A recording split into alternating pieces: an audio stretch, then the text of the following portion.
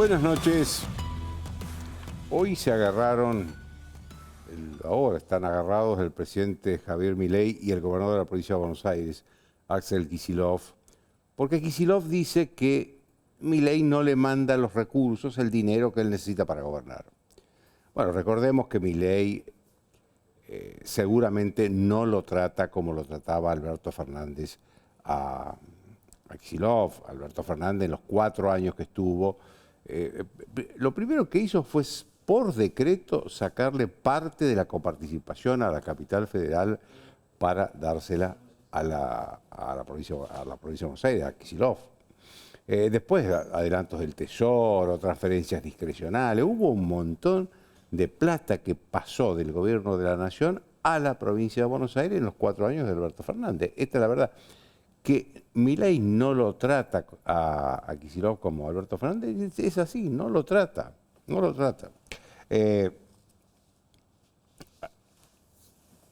Lo que tenemos que preguntarnos, me parece a mí, es si Milei está haciendo lo que tiene que hacer en este momento y si Kicillof está haciendo lo que tiene que hacer en este momento. Porque yo veo, a ver, que Kicillof lo que hace es decirle a la sociedad bonaerense, yo no tengo posibilidad más que o me da el gobierno nacional el dinero o le aumento los impuestos. No hay más posibilidad. Si hay gastos prescindibles que pueden eliminarse, no lo investigó, me parece,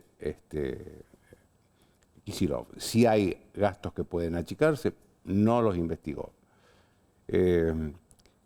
Si hay la posibilidad de una negociación con el gobierno nacional, tampoco la investigó. Mientras otras provincias tratan de tener un diálogo con el gobierno nacional, porque la situación económica del país es mala para todos, para los gobiernos y para la sociedad. Salvo Kicillof, que está con esta estrategia de, yo creo que es una estrategia política, de decir, bueno, miren, como ustedes, como el gobierno no me da el dinero, entonces lo va a pagar, la sociedad va a pagar lo que el gobierno nacional no me da. Y no hay más alternativa. No, sí hay alternativa. La sociedad tiene que ser el último escalón de un ajuste. Primero se tiene que ajustar el Estado. Es el Estado el que se tiene que ajustar primero. No puede ser que siempre sean aumentar impuestos. Él dice que no es impuestazo, pues no sé, pero yo lo que leo son impuestos que aumentan el 250, el 280%, si esto no es un impuestazo, no sé cuál va a ser el impuestazo. Hoy el vocero presidencial, Manuel Adorni, dijo que hay programas de la provincia de Buenos Aires que no se han eliminado. Programas, por ejemplo, como el pago a los viajes de egresados, el viaje que hacen los viajes gratis, los paga el Estado. Otros viajes que ya no los voy a mencionar porque son obscenos directamente.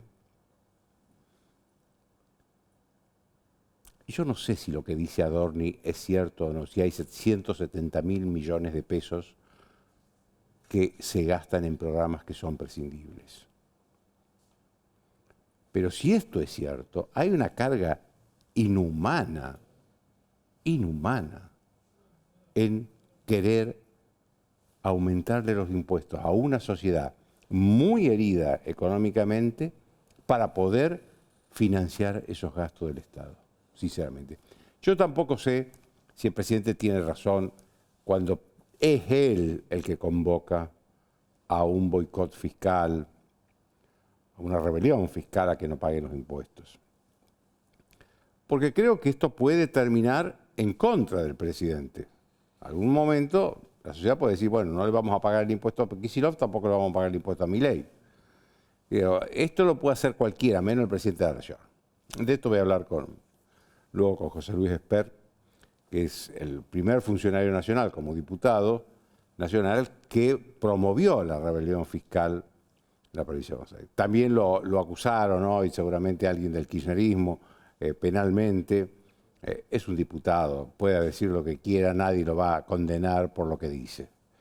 En este país protegen los delitos penales los fueros parlamentarios, no van a proteger las declaraciones de un diputado. Pero, a ver, creo que hay algo en los dos, tanto en Milei como en el presidente, como en el gobernador de la provincia de Buenos Aires, que es errado. Ni Milei puede llamar, él como presidente, a una rebelión fiscal, ni Kicillof puede someter a la sociedad bonaerense a un castigo como la está sometiendo ahora. No pueden hacer ninguna de las dos cosas. Hoy se cumplieron 100 días del gobierno de Javier Milei. Hubo quienes festejaron todo, hubo quienes criticaron todo. Creo que los periodistas tenemos que ser un poquito más serenos, mirar las cosas desde arriba, más desde arriba, y elogiar lo que está bien y criticar lo que está mal. No se puede hacer las cosas en bloque, o elogiarlo o criticarlo en bloque. Me parece que las dos posiciones extremas son un error. Pero lo cierto es que en el medio de esto apareció Alberto Fernández. No sé de dónde apareció, porque él había estado hace algunas semanas acá en Buenos Aires, después de haber viajado a Madrid en diciembre, estuvo allá viviendo con su familia hasta hace algunas semanas. Después, la semana pasada, estuvo en México, donde apareció con el presidente mexicano, Andrés Manuel López Obrador. Con López Obrador coinciden en defender los gobiernos autoritarios de Latinoamérica, de Nicaragua, Venezuela, Cuba. Y de pronto apareció hoy haciendo él un balance indirecto de los 100 días de Milei. Digo, ¿por qué indirecto? Porque no lo hizo él. Él retuiteó, es decir, hizo suyo un tuit de una persona que hizo un balance muy duro, muy crítico del gobierno del presidente Milei, de estos 100 días del gobierno del presidente Milei. Yo creo que cualquiera tiene derecho a la crítica, el derecho a la expresión existe. Ahora, en algunos casos hay que tener un poco de autoridad moral. Y dudo que Alberto Fernández la tenga. Miren, un expresidente de Francia, François Mitterrand, solía decir, fue presidente de Francia 14 años, solía decir que la única manera de valorar la gestión del presidente de un país es ver qué país recibió y compararlo con el país que entregó. Si el país que entregó es peor que el país que recibió, entonces fue un mal presidente. Y la verdad que Alberto Fernández entregó un país mucho peor que el que recibió en todos los aspectos, en el nivel de pobreza, de inflación, de precio del dólar, de reserva del Banco Central, en todo fue mucho peor. Fue mucho peor. Para peor, hace poco se inició un juicio en tribunales sobre los seguros, sobre supuestas hechos corruptos en el negocio de los seguros, que tienen que contratar empresas del Estado con otra empresa del Estado, como es Nación Seguro, la agencia aseguradora del Banco Nación, pero que lo hacían a través de brokers que eran o amigos de Alberto Fernández o amigos de Sergio Massa. A ver, yo no sé si son culpables o no, porque todavía el juicio acaba de empezar, pero sí puedo decir una cosa, que si hay un político que conoce del tema seguros en la Argentina, es Alberto Fernández. Fue casi 6 años superintendente general de seguros de la Nación en los años de Carlos Menem. Sabe exactamente qué pasa con los seguros. Para peor también, hablando de su gobierno y de algunos hechos non santos, hoy apareció una información de que piqueteros que eran funcionarios, no voy a decir piqueteros porque puede ser injusto, no son todos los piqueteros, el señor Pérsico, que siendo funcionario del gobierno, le distribuía subsidios millonarios a organizaciones que dirigía a él como dirigente piquetero, no como funcionario. A ver, el Estado nombró a piqueteros para que los piqueteros no se den subsidio a sus propias organizaciones. Esto sucedió también en el gobierno de Alberto Fernández. Por eso digo, a ver, repito, el derecho a la crítica está, pero hay que tener autoridad moral y dudo que Alberto Fernández tenga autoridad moral, sobre todo porque el país que recibió el presidente Milei fue un país devastado. Después de una breve pausa voy a estar con José Luis Espert y después también voy a estar con María Eugenia Talerico y con el intendente de Rosario, Pablo Hapkin. La pausa.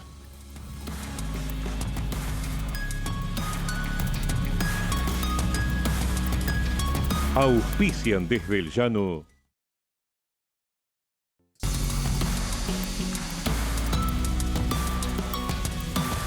Vacía y cepilla los recipientes que acumulen agua.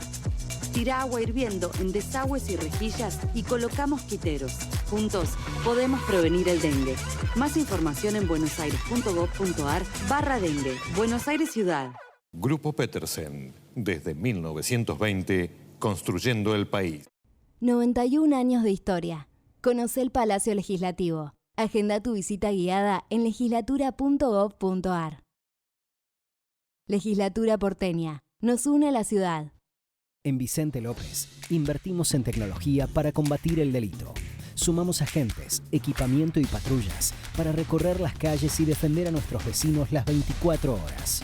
La seguridad es una prioridad. Vivamos Vicente López.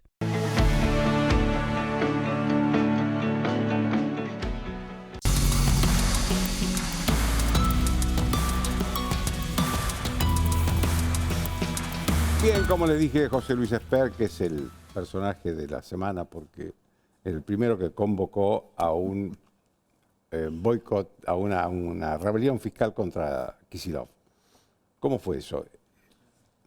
Bueno, lo digo totalmente convencido. Le hicieron un juicio hoy penal, ¿eh? Penal, sí. O sea, cárcel. Cárcel para Espert, sí. Después hablaremos, si queda tiempo, sobre los que me han iniciado la causa penal, pero hablemos de mi llamado a la rebelión fiscal. Yo diría, si yo no hubiera hecho el llamado a la rebelión fiscal, este impuestazo feroz de Kicillof pasaba a la nada. Acá a los contribuyentes, los ciudadanos no nos escuchan. Y yo la verdad que no me metí en política ni por cargos, ni por honores, ni por nada más que defender a la gente. Defender al bonaerense, defender a todos los ciudadanos argentinos, defender a los trabajadores, a los emprendedores, a los estudiantes. Yo estoy en política para eso. El día que sienta que no estoy para eso, me voy. Por lo tanto, estoy convencido de estar haciendo lo que hago, de llamar a una rebelión fiscal en la provincia de Buenos Aires, porque mi compromiso es con la gente. Ahora, ¿por qué una rebelión fiscal? Porque es la única manera que tenemos los contribuyentes de protestar. Claro. El trabajador, cuando no siente que le están pagando el salario que cree que le merece, hace una huelga. El piquetero corta las calles. Algunos rompen todo. Otros hacen sus necesidades, como ha ocurrido con la Madre del Plaza de Mayo en su momento, en la Catedral de la Ciudad de Buenos Aires. No pasa nada, rompen negocios. Bueno, yo digo, no le paguemos impuestos a este buen hombre. ¿Pero por qué no le paguemos impuestos a Kicillof? E insisto con esto. Por dos razones. Primero, que hay una profusa jurisprudencia de la Corte Suprema que dice que si el impuesto supera el 35% de la renta, es confiscatorio. Y la confiscación está prohibida por la Constitución, artículo 17. Así que la confiscación es inconstitucional, por lo tanto, eso no corresponde que ocurra. Y la segunda razón, además de que es confiscatorio, es que hay una desproporción absoluta entre lo que el gobernador de la provincia nos cobra a los bonaerenses y lo que nos da. El gobernador de la provincia de Buenos Aires y todos sus funcionarios deberían entender que los impuestos no es la esclavitud impositiva, sino que es un contrato. Los bonaerenses le pagamos impuestos al señor gobernador y el señor gobernador nos tiene que dar algo a cambio de los impuestos que pagamos, y esto vale particularmente para los municipios, donde los que vivimos en municipios pagamos una tasa y nos tienen que dar algo a cambio de esa tasa. Desde ya... ¿Dan algo en la provincia de Buenos Aires? Bueno, a ver, yo sobre los municipios diría, la tasa de seguridad e higiene la gente no debería pagarla, la de seguridad e higiene. Porque no tiene hospitales. No, pero no te dan nada. No, supuestamente la tasa, ¿sabes por qué te cobran la tasa de seguridad y higiene? Vos pagás esa tasa a cambio de que el municipio te inspeccione si tu negocio es una mugre o no es una mugre. No. O sea, vos pagás para que te inspeccionen. ¿Vos te entendés el delirio este? No es que te pagan porque te limpia el municipio tu negocio. A vos ya pagás el ABL por la calle limpia. Sino que te cobran para que vos, de tu bolsillo, mantenga limpio el negocio. Es una tasa que la gente no debería pagar tampoco. Ahora, volvamos a la provincia. Entonces, insisto con esto, los impuestos no son la esclavitud, es un contrato. Si el señor gobernador, a cambio de una presión impositiva confiscatoria, nos va a dar que nos matan cuando vamos a trabajar en la provincia de Buenos Aires o nos matan cuando volvemos de trabajar, que no nos dan educación, escuelas que son una mugre, te morí de frío, los chicos se mueren de frío en el invierno y se mueren de calor en el verano, los hospitales son otro desastre, los policías mal pagos con chalecos antibala vencidos, con móviles destruidos, lo único que nos da es, por ejemplo, es haceme tuyo, algo así, programas así. No le paguemos los impuestos a este buen hombre. Que además es falso lo que andan diciendo. ¿Es una cuestión ideológica de él o es una cuestión estratégica para enfrentar a la sociedad de la provincia de Buenos Aires con el presidente? No, yo creo, a ver, Kicillof es una persona que para mí en el siglo XXI y después de la caída del muro de Berlín, seguir siendo marxista de concepción está mal de la cabeza directamente. Es una persona que no está bien.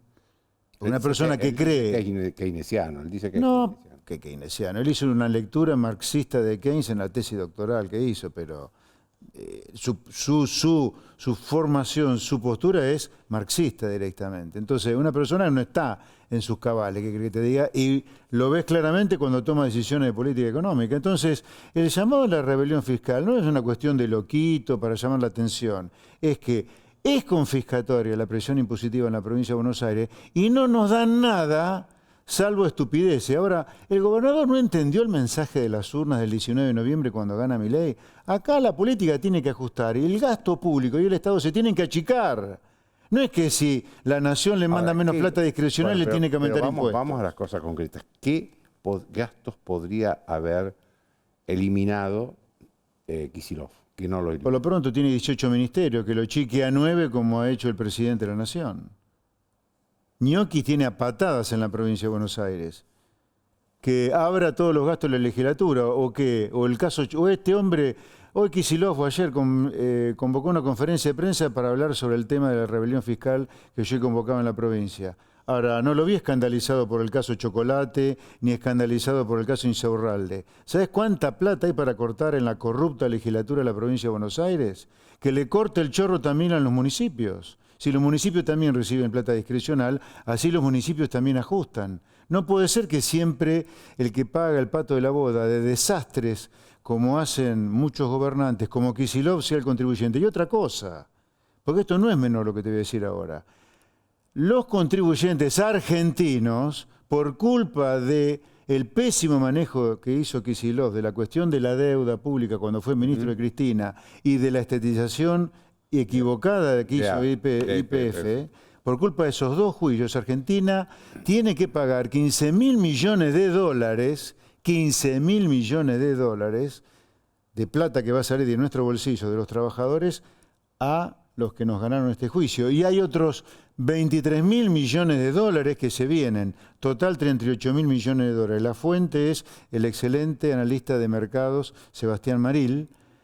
38.000 millones de dólares que son 10 puntos del producto. O sea, Kicillof nos puede estar costando 10 puntos el producto. Y ese inútil nos va a confiscar nuestra renta a los trabajadores en la provincia de Buenos Aires con tal de no ajustar a la política, con tal de mantener el plan de subsidio a los que viajan cuando terminan la secundaria, por el plan Haceme Tuyo, mientras flotan los muertos cuando llueve 100 milímetros en La Matanza o en Lanús, mientras inundan las calles de la provincia de Buenos Aires, mientras uno deja el tren delantero cuando circula por las rutas de la provincia. Pero por favor, es un verdadero caradura, Kicillof. Te quiero hacer una pregunta sobre otro tema, que es el DNU que rechazó el Senado y que ahora está en la Cámara de Diputados. Que lo rechace el Senado, sabemos que el DNU sigue vigente. Sí. Si lo rechazara la Cámara de Diputados, donde vos Sí. tenés un cargo muy importante, sería el rechazo definitivo. Sí. Derogar el DNU. ¿Cómo ves la situación de ese decreto de necesidad de urgencia del presidente que fue rechazado por el Senado? ¿Cómo ves la suerte en la Cámara de Diputados? Yo creo que es poco probable que se tratara en la Cámara de Diputados. Los diputados no tienen ninguna obligación de tratarlo, salvo que la oposición consiga el quórum, o sea, 129 diputados, para sesionar y luego consiga probablemente 2/3 o la mitad para su rechazo. Pero yo lo veo poco probable. De hecho, estamos trabajando por si se diera la sesión para que el DNU no caiga.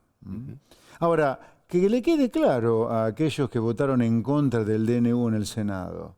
Ese DNU está orientado no a solucionar problemas fiscales del gobierno, problemas monetarios del gobierno, está orientado a solucionarle problemas críticos que tiene la gente. Por ejemplo, la cuestión laboral. Se eliminaban las multas que tanto afectan a los comercios y a las pymes argentinas. Se extendía el periodo de prueba a 8 meses, una enorme necesidad que tienen las pymes argentinas y los comercios argentinos. Se declaraba la educación como servicio esencial, limitando de esa manera el derecho de huelga para que los chicos siempre tengan clase. Se establecía como delito penal el bloqueo de empresas. O sea, eran todas cosas en favor de la gente. Lo que quedó claro es que hay una corpo política, una casta política como es el presidente, que está completamente desconectada de las necesidades de la sociedad y de lo que pidió en la sociedad en las elecciones, que es más grave. Lo mismo que Kicillof en la provincia, que no quiere bajar el gasto público, no quiere pagar el costo de enfrentarse con la casta política, que es lo que esta sociedad ha pedido y requiere este momento, yo diría, de la Argentina. Ahí en el Senado tuvo influencia el voto de Lustó, el presidente del radicalismo. ¿Lustó tiene influencia en la Cámara de Diputados, en el bloque radical? Muy poca, muy poca. Ahí yo te diría, si se llegara a dar la sesión por el DNU, hoy hay una masa que se está juntando para mantener al DNU, porque a diferencia de lo que pasa en el Senado, que son representantes de los intereses de las provincias, que a veces están completamente desconectados de los intereses de la sociedad, diputados representa al pueblo y ahí hay más gente comprometida con los problemas del pueblo. Volviendo al tema de Kicillof, estaba acordándome ahora, en la conferencia de prensa lloraba amargamente por la plata que le falta a la provincia de Buenos Aires por coparticipación. Yo soy el primero que defiende que la provincia de Buenos Aires tiene que tener más coparticipación. Ahora, que no nos engañe el gobernador Kicillof asociando lo que le pasa a la gente con lo que le pasa al Estado de la provincia de Buenos Aires. La coparticipación es para solucionar un problema fiscal del Estado bonaerense, no para los ciudadanos bonaerenses, que son mucho más de los que trabajan en el sector público. Y ya que le preocupa tanto la coparticipación, no sé para qué ha dicho que no va a asistir al pacto del 25 de mayo. O sea, que sea coherente, que se ponga de acuerdo. Si le preocupa tanto la coparticipación, que dé la discusión donde hay que discutirla en el seno del pacto del 25 de mayo. Pero, ¿por qué el presidente condiciona la firma del pacto a que se apruebe la ley base o la ley ómnibus en la Cámara de Diputados? Bueno, porque es un gesto de buena voluntad, dado que el pacto del 25 de mayo es un pacto que requiere, pero para que sea sostenible. Más el presidente que los gobernadores. Yo creo que lo necesita la sociedad, el pacto. La sociedad necesita la ley bases y la sociedad necesita el pacto. La sociedad necesita la ley bases porque implica una gran desregulación de la economía a favor de los ciudadanos argentinos. Y también necesita el pacto del 25 de mayo, porque el pacto del 25 de mayo lo que tiene es una desregulación mucho más profunda de la economía de la que está en la ley bases. Por ejemplo, arrancamos con la defensa del derecho de propiedad. Por eso es el punto 1 del pacto del 25 de mayo y por eso la fuerza que creemos que tiene la rebelión fiscal en la provincia de Buenos Aires, el defensa del derecho de propiedad. Luego, reforma laboral, reforma previsional, reforma impositiva, reforma del comercio exterior. Déjame volver un segundo a la rebelión fiscal. Acá es importante que los bonaerenses, de manera conjunta, vayamos a la justicia a presentar cautelares contra el impuestazo. Porque si no, dado que hay una doctrina en la provincia de Buenos Aires arcaica, por la cual primero pague y después reclame, no van a aceptar nunca el reclamo. Aquí hay que ir de manera conjunta a presentar cautelares para que, no pagando, no nos embarguen los bienes. Dicho sea de paso, los que han iniciado esta causa penal contra mí, pero bienvenido sea, métame preso si quieren. Pero es ridículo, ¿por qué? Porque yo no estoy pidiendo, la rebelión fiscal no es ningún delito. Será en todo caso un problema. Además vos sos diputado. Sí, pero aunque no lo fuera. Estás protegido por los fueros. pero aunque no lo fuera, Para eso sí protegen los fueros. Para hablar, para que los diputados hablen. no para que no existan para- delincuentes que Exactamente. eviten la cárcel por ser delincuentes. Exactamente. Ok. Pero sobre este tema, la rebelión fiscal no es ningún delito. Será un problema contencioso administrativo para aquellos que no pagamos. Yo no estamos pagando con mis hermanos lo que nos corresponde según el delirante de Kicillof en la provincia de Buenos Aires, porque ha multiplicado por 5 en nuestro caso lo que hay que pagar del inmobiliario, lo cual es ridículo, confiscatorio, y encima no nos da nada contra eso.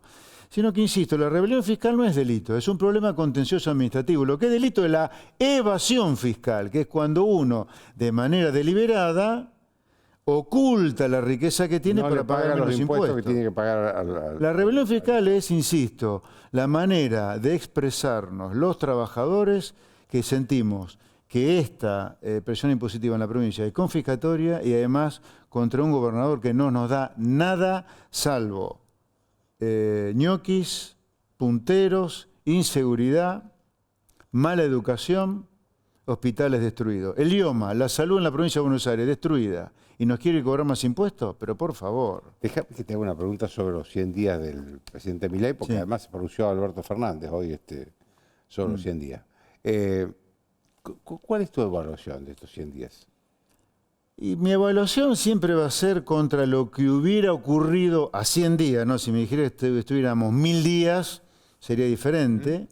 Habría que tener más perspectiva, pero a 100 días, que es la nada misma. Dado que yo lo comparo contra lo que este gobierno del presidente Milei ha evitado, que es una hiperinflación, no hay duda que hay un medio vaso lleno que supera el medio vaso vacío, claramente. ¿Vos crees que Pues yo lo íbamos comparo camino- contra la hiper. ¿Vos crees que, por eso te digo, te iba a preguntar, ¿vos crees que íbamos camino derecho a la hiperinflación? O a una crisis como el 2001, o a una crisis como el Rodrigazo, a una mega crisis que creo que no tenía retorno para la Argentina, porque la Argentina está tan rota que si llega a tener una nueva crisis, es posible que ya no tenga retorno y terminemos rotos como Venezuela o Cuba. Ya hay fotos venezolanas o cubanas en el Gran Buenos Aires. Por eso yo veo un avance sustantivo en estos 100 primeros días de gobierno. La tasa de inflación está bajando, están bajando las tasas de interés, está bajando el dólar, el Fondo Monetario tiene ganas de prestarnos para que podamos eliminar el cepo. Cada vez hay más llamado desde afuera acerca de las ganas de invertir que hay acá. Yo te diría, se está desarmando de a poquito el cepo y la bola, la ELIX, que todo el mundo decía que podría generar el peor desastre sin demasiado ruido, con un Banco Central que funciona bien, un extraordinario ministro de Economía. Me parece que el medio vaso vacío, yo no niego el medio vaso vacío es menor que el medio vaso lleno. Yo no niego que haya un medio vaso vacío. La pobreza es alta, la indigencia también, estamos en una recesión muy fuerte, pero claramente frente a la alternativa de haber evitado para la inflación no hay duda que el balance es favorable. La semana pasada decidiste afiliarte directamente a La Libertad Avanza, que vos no estabas afiliado, eras un aliado de Milei, no eras un... Sí, en la Cámara de Diputados decidí pasar a pertenecer al bloque de La Libertad ¿Y Avanza. por qué esa decisión?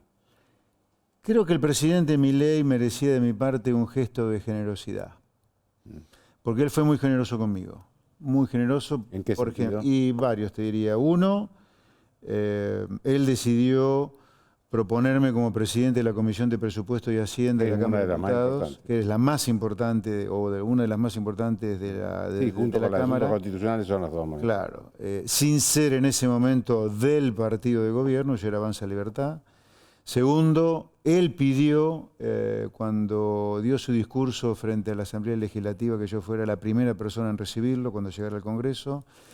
Él también sugirió a las autoridades de Expoagro que yo fuera con él a hacer la apertura de Expoagro y el cierre también, así que y estamos trabajando de manera conjunta para cambiar la Argentina, así que me sentí con la obligación moral de hacerlo y así lo hice. Déjame que te haga una última pregunta. ¿Cómo no? Lo que yo escucho en la gente común es cómo sigue esto, cómo termina esto. ¿Qué respuestas tenés para esas preguntas?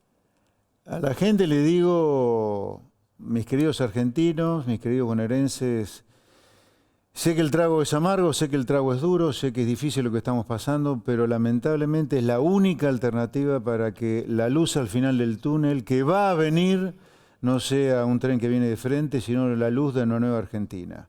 El ajuste fiscal se está haciendo, se están terminando con la mercantilización de los planes sociales, se está haciendo un ajuste del gasto público importante, estamos luchando ¿En qué termina todo eso? Yo creo que termina una Argentina completa. Si hacemos todo lo que el presidente está proponiendo, terminamos con una Argentina que empieza a recorrer el camino de la prosperidad que supo recorrer allá con la generación del 80 sobre finales del siglo XIX, que terminó después de 40 años, no de golpe, en uno de los países más ricos del mundo, no tengo dudas. Muchas gracias, José. Un placer. Buenas noches. Gracias. Una pausa y María Eugenia Taderico.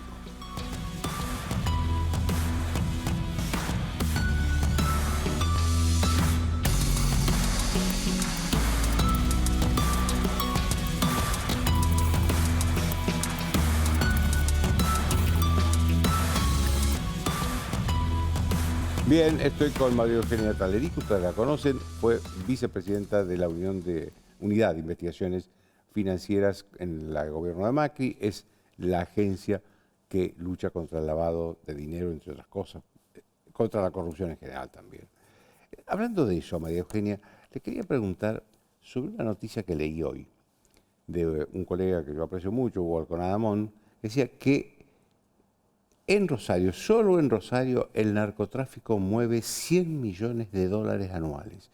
¿Esto es así? Bueno, sí es así, si lo dice Hugo Alconada es así, pero digo, pero esas dimensiones solamente en Rosario.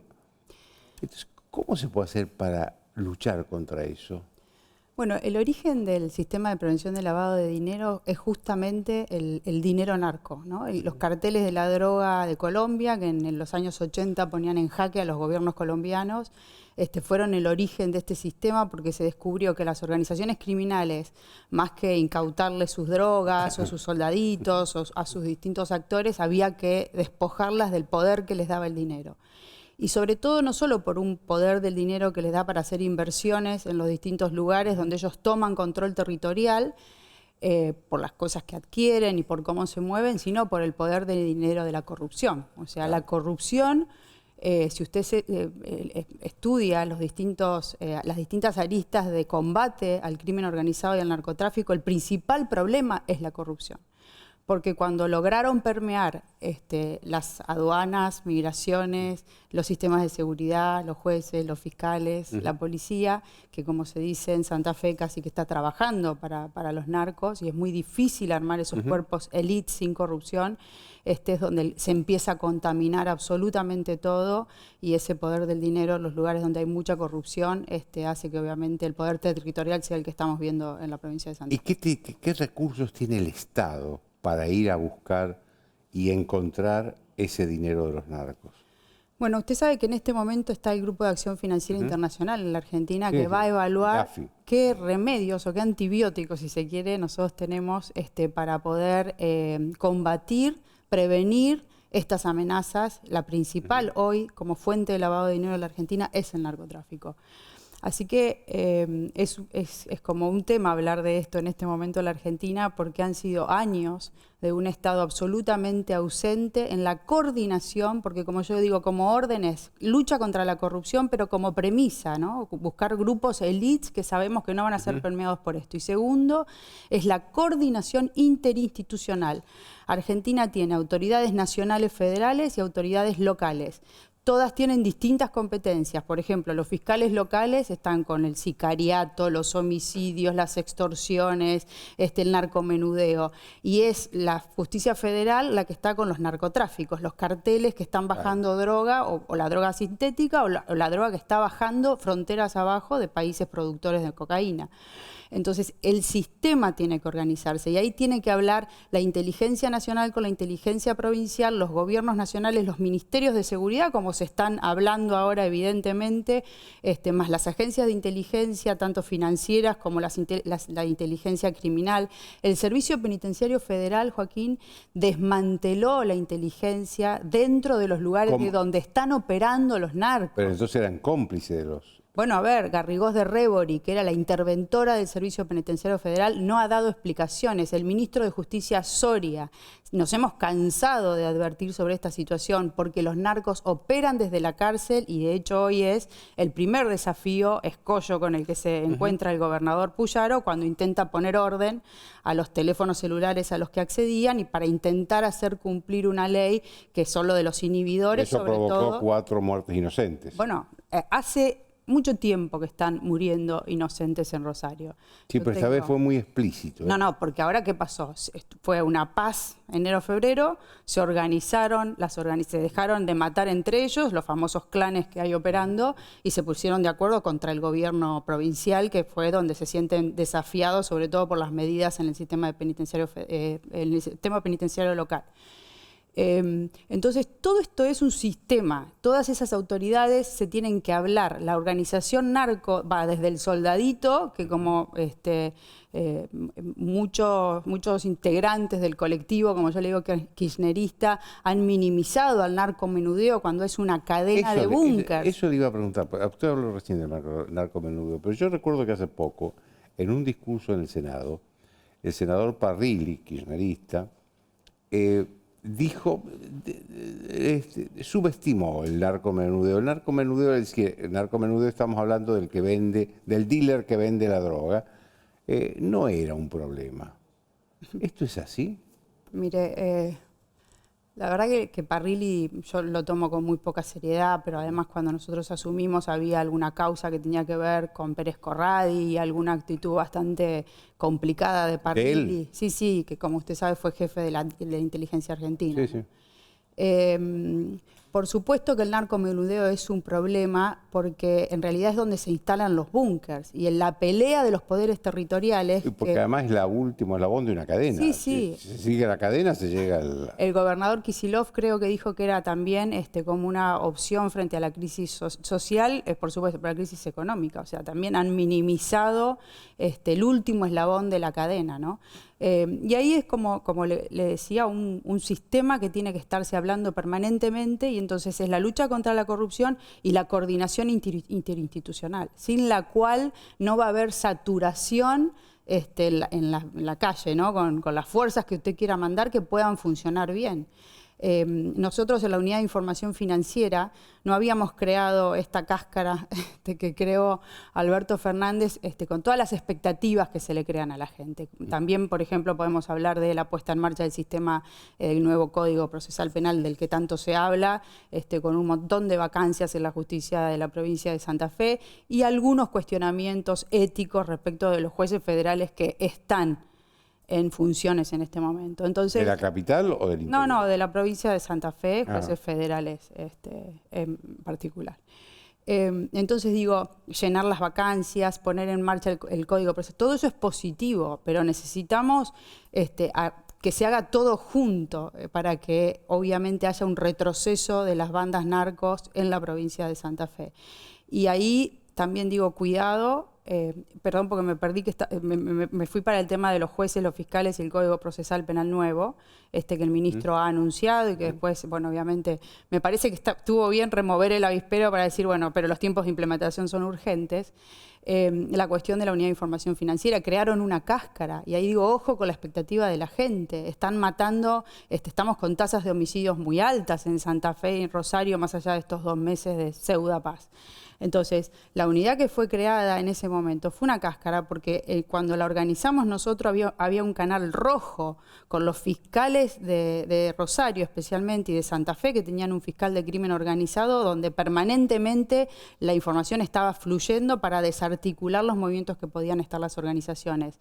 En un sistema complejo desde el punto de vista económico, porque con un 50% de la economía marginal o negra se mueven por cuevas financieras, haciendo inversiones en un montón de lugares donde se habilita el dinero negro, fideicomisos, construcciones, compras de lo que usted quiera, porque en la Argentina el 50% es así. Entonces, con toda esa complejidad, Rosario, Santa Fe tiene un desafío muy grande, por lo pronto se ven las autoridades coordinando, que es muy importante. Déjeme que le haga una pregunta más global sobre la corrupción, porque hay muchos hechos de corrupción que están investigándose hace muchos años algunos, otros que son nuevos, estos que aparecen los brokers de seguro, de esto, de lo que apareció hoy, de los movimientos, organizaciones sociales distribuyéndose dinero entre ellos.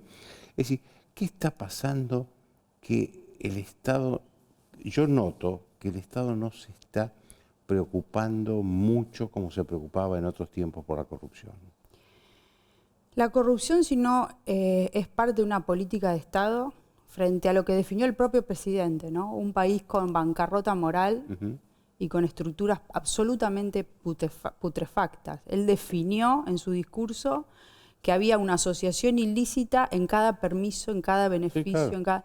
Lo definió tan bien en ese discurso que la política con la lucha contra la corrupción tiene que ser una política de Estado urgente en la Argentina. No solamente por la cantidad de dinero que se pierde en las cajas de corrupción y que están quedando expuestas, a lo mejor porque no se ha tomado esto que yo digo, ¿no? Desde el máximo nivel, una pelea contra la corrupción sistémica, sino que uno de los procedimientos de pelea contra la corrupción o de lucha, que es la de regulación económica, en la cuestión del control presupuestario, las transferencias discrecionales que se hacían o por doquier sin ningún tipo de control, es una práctica importante anticorrupción.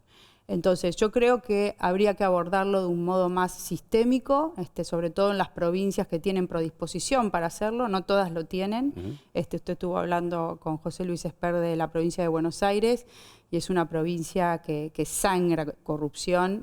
Hoy en mi red social... ¿Aún hoy con Kicillof? Bueno, a ver, hoy Hernán Capiel, otro periodista de La Nación, habla de un contubernio de fiscales locales en el caso de Insaurralde, para destruir pruebas, para devolverles pruebas, en un caso archivado por un negociado importante en el municipio de Lomas de Zamora. Y eso es una muestra más de lo que vimos también en Chocolate Rigó, 2 jueces que con un recurso absolutamente improcedente fulminan de nulidad algo que la política no quiere que se vea. Entonces, sí, claro que hay mucha corrupción. Ayer me consultaban por un problema en 25 de mayo, un ex intendente con una defraudación enorme, con un señor que se dijo sindicalista que no era, y estuvieron desde el año 2013 reteniendo a todos los empleados municipales dinero de sus sueldos, y toda esa masa de dinero la manejaban ellos como si fueran representantes sindicales del municipio de 25 de mayo. Ese señor lo tiene Kicillof en el Instituto de la Vivienda Provincial. Entonces, si va a rescatar cuánta persona con ruidos de corrupción tan grandes que existen en la provincia de Buenos Aires en su gobierno, más allá de la cuestión YPF, donde es un responsable primario, ya no podemos hablar de la honestidad de Kicillof, sin duda que no. Más el estado en el que se encuentra la provincia demuestran también un poco ese nivel de corrupción importante que existe en la provincia. Muchísimas gracias, María Eugenia. A usted, Joaquín. Una pausa y el intendente de Rosario, Pablo Hapkin.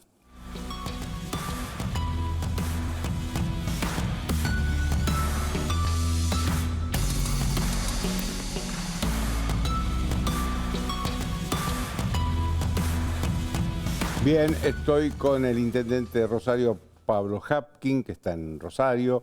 Él es el funcionario del Estado que más cerca está de la tragedia del narcotráfico, por supuesto, sobre todo en su ciudad, Rosario. Buenas noches, Pablo. Lo primero que quería preguntarle es cómo se vive en Rosario después de estas 4 muertes inocentes que han estremecido a todo el país, ¿no? Pero sobre todo a Rosario. ¿Cómo se vive? ¿Ha cambiado la ciudad? ¿Sigue siendo la misma de antes? Yo fui muchas veces a Rosario, era siempre una ciudad pujante, con nuevas cosas. ¿Sigue siendo eso o el narcotráfico logró adormecerla? Buenas noches, Joaquín.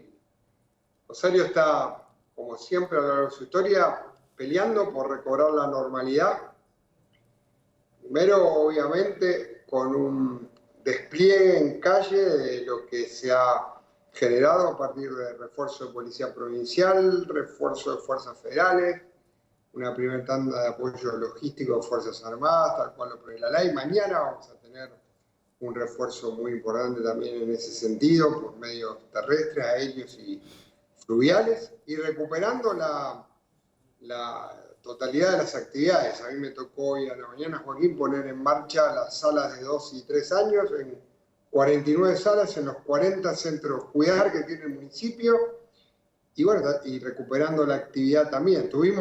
Le agrego 380 milímetros en 3 días, así que fue completa la semana, pero bueno, vamos siempre a empujar, a aportarle a la Argentina, pero también, Joaquín, a trabajar muy fuerte en los temas que tienen que ver con recuperar la paz. Esa es la prioridad absoluta que los rosarinos tenemos, que nos duele no poder disfrutar y por lo que vamos en estos próximos tiempos. Pablo, ¿cómo interpreta usted esto de que han muerto inocentes en los últimos tiempos, muchísimos, en los últimos años muchísimos inocentes, en Rosario, en Santa Fe, pero cómo interpreta esto de que hayan elegido a 4 personas inocentes y hayan dicho públicamente los narcotraficantes que van a matar inocentes para extorsionar al Estado? ¿Por qué es esto? Joaquín, claramente, más allá de la investigación puntual de cada hecho, acá hubo una hilación de hechos muy direccionados: taxista, un chofer de la línea de trolebuses, un playero en la estación de servicio, amenazas al resto de los servicios urbanos como recolección de residuos, sumado a los homicidios, que obviamente es el hecho más grave, una cantidad de audios, mensajes de WhatsApp, notas, falsas denuncias que han complementado una acción de aterrorizar a la población, buscando, no tengo ninguna duda, que se retroceda en una política que se viene llevando adelante, que es, y lo hemos hablado con usted, poner el dedo donde hay que ponerlo, que es en el lugar donde se organiza el 90% de los hechos criminales que afectan a nuestra ciudad, que es la cárcel. Esto se está dando a nivel federal, se está dando a nivel provincial. Ahora hay que seguir, hay que redoblar, no hay que aflojar. Estamos ahora muy atentos a la implementación, lo escuchaba recién a María Eugenia, del código acusatorio en el orden federal. Y acá hay que tirar del hilo para arriba, Joaquín. Es grave los hechos, son graves los hechos de homicidio, pero acá hay que llegar a quiénes fueron los autores intelectuales y a quienes financian estos hechos. Y esa es la prioridad que nosotros ahora tenemos con inteligencia criminal de todos los niveles del Estado, con los cambios en el sistema judicial que se necesitan. No aflojar en la presión de ese home office del delito en que se habían constituido los penales y tirar del hilo bien para arriba en relación a lo económico, al lavado, a quienes se benefician económicamente y a quienes planifican estos hechos y los financian. Usted lo que está diciendo entonces es que hubo una modificación clara en la situación carcelaria de los jefes del narcotráfico y que eso provocó la reacción, digamos, de venganza o de extorsión al Estado para que modifiquen la situación que se cambió en las cárceles. Esto es así. No lo digo yo, Joaquín, es lo que han expresado. Si usted ve las banderas que colgaban, la bandera que colgaba de circunvalación, gran parte de las amenazas a los gobernadores y al ministro de Seguridad y gran parte de las notas apuntan directamente ahí, apuntan a ese hecho. Joaquín, yo, para que el país lo entienda, el 90% de estos hechos, y no lo digo yo, es la prueba de los fiscales, se generan en cárceles. Y suceden en el 13% del territorio de la ciudad. Entonces, en eso también yo quiero ser claro. La Argentina entera tiene un desafío que se manifiesta en Rosario, pero no solo en Rosario. Rosario no fabrica drogas ni fabrica armas. Nos la meten en la ciudad, tanto a la droga como a las armas. Que vienen de otros lugares del país. Que vienen de otros lugares del país, del norte o de conurbano. Entonces, esa invasión que nosotros tenemos, que genera ese índice de violencia, se concentra en un anillo muy específico de la ciudad. Y la Argentina no puede permitir que en un pedazo de su territorio, que es el 13% de mi ciudad, suceda esto. Y creo que eso es lo más importante que se ha dado. Joaquín, mire, saltando toda grieta, una acción decía el gobierno nacional, por supuesto una acción muy valiente del gobernador Puyaro, un respaldo de los 24 gobernadores, envíos de refuerzos logísticos de la provincia de Buenos Aires, envío de las Fuerzas Armadas, en mi caso, una solidaridad de 45 intendentes que seguramente nos vamos a reunir en Rosario en abril. De lo que sucede en Rosario va a depender también parte de lo que suceda en el resto de la Argentina, que no es ajena al fenómeno del narcotráfico, pero lo que acá se ha verificado es una amenaza, como usted bien decía, una extorsión al Estado por las medidas que se toman en relación a devolverle la paz a la gente. En eso no se puede ceder. ¿Usted está conforme, Pablo, con la cantidad de fuerzas federales, Policía Federal, Gendarmería, Prefectura, que se mandaron a Rosario? ¿O cree que debería haber un refuerzo aún más grande? Conforme los rosarinos vamos a estar cuando podamos disfrutar lo que más queremos. Disfrutar del espacio público y escuchar que se hable de Rosario como lo que somos. El primer distrito industrial de la Argentina, el lugar líder de la biotecnología en el país, el lugar donde se concentra gran parte de la producción agropecuaria que sostiene tanto la economía argentina. Pero sí le tengo que decir, Joaquín, hoy hay una acción coordinada que tiene muchas medidas. Esto es muchas cosas todo el tiempo al mismo tiempo y es por resultado.